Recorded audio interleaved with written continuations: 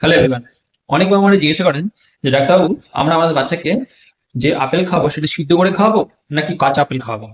তো এটির অ্যান্সারটা কি? কারণ অনেক বাবা মারাই তাদের বাচ্চাকে অনেক সময় সিদ্ধ আপেল খাওয়ান, অনেক সময় আবার আপেলটি কাঁচা খাওয়ান। তো কোনটি খাওয়ানো ঠিক?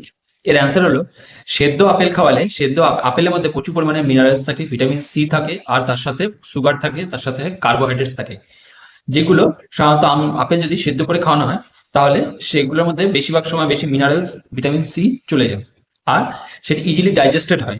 তো সেই জন্য যদি আপনার বাচ্চার 6 মাসের পর থেকে শুরু করেন তাহলে ইজি ডাইজেস্ট করার জন্য আপেলটাকে আপনারা সেদ্ধ করে খাওয়াতে পারেন।